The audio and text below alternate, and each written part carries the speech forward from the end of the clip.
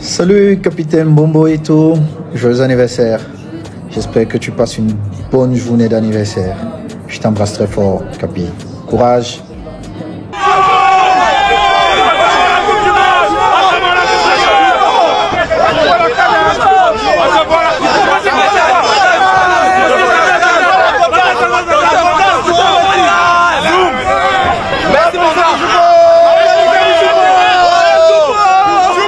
Les amis, bonjour. C'était là le message de Samuel Eto'o en direction de Naomi Eto'o du côté de Sassuolo qui fêtait son anniversaire hier. Voilà, la jeune Lyon U20 est du côté de l'Italie. Joyeux anniversaire à toi.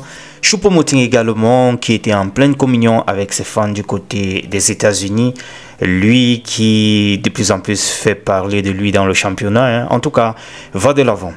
Du côté de Christopher Wu, il se fait remarquer par ses performances mitigées depuis son arrivée du côté de la Russie. Il n'a pas pu s'imposer en 2 matchs déjà. Il se retrouve déjà sur le banc lors de leur victoire la semaine dernière, du moins le week-end dernier. Il s'est retrouvé sur le banc lors de leur victoire 2-1. C'est pas très bon signe. Ça veut dire qu'il faut qu'il redouble d'ardeur au niveau du boulot. De l'autre côté, on peut voir plutôt une bonne performance de Zambo Anguissa lors de leur victoire 3-2 ce week-end passé. Malgré qu'il n'ait pas pu apparaître parmi les 30 meilleurs joueurs du monde en ce qui concerne le Ballon d'Or, c'était dommage vu ses performances l'an dernier. On espère qu'il va travailler de plus en plus pour pouvoir avoir une place l'année prochaine. Et naturellement, Kylian Mbappé, qu'on espère pour lui, pouvoir décrocher ce ballon d'or l'année prochaine. En tout cas, tout est bien parti pour que ceci se reproduise, ou du moins que ceci se produise. Voilà, autant pour moi. Il a déjà flanqué hier comme ça 2 buts, un doublé. Et il se retrouve comme ça à 7 buts en Liga, plus 2 buts en Champions League, je pense bien si je ne me trompe pas. Donc ça fait au total 9. En très peu de matchs, je crois 6 ou 7 matchs, excusez-moi de ne pas avoir le chiffre exact, mais c'est déjà une très bonne performance pour lui.